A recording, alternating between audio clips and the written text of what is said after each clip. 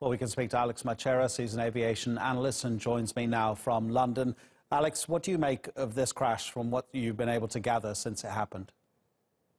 Good evening. Well, of course, this is a very sad event for Russia and for aviation as a whole, not to mention the tragic loss of lives in today's accident.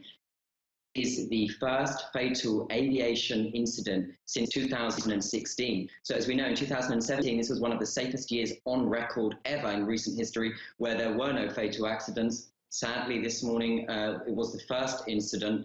We know very little. We know that the weather was typically of the region. It was very cold, there was snow, but it was nothing out of the ordinary. And a bit of background for the airline itself.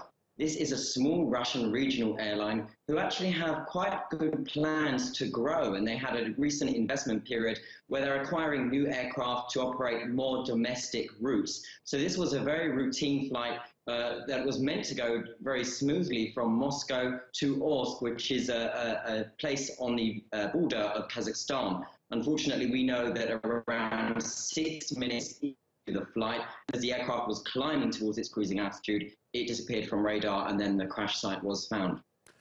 What do you make of those eyewitness reports that the plane was on fire as it came down? And also, which one of the two flight recorders would be more important in this particular case? The one they found that shows the flight information, or the one they're still looking for that has the voice recordings from the cockpit on it?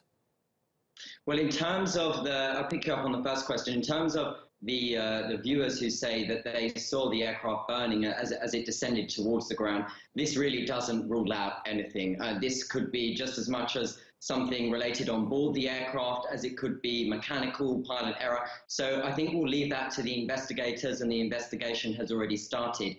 But with your second question, in terms of the black box and which part is more important, the black box, as you quite rightly said, is made up of two parts, the cockpit voice recorder and the flight data recorder. And one side will show investigators exactly what the aircraft was doing performance-wise. So this will be the exact altitude, speed, and how the aircraft was performing throughout its flight, which of course was just around 7 minutes long.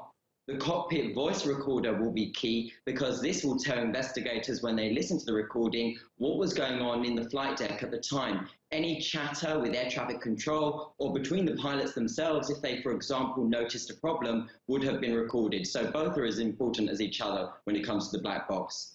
Alex Macheras, we appreciate it. Thank you very much indeed for that analysis.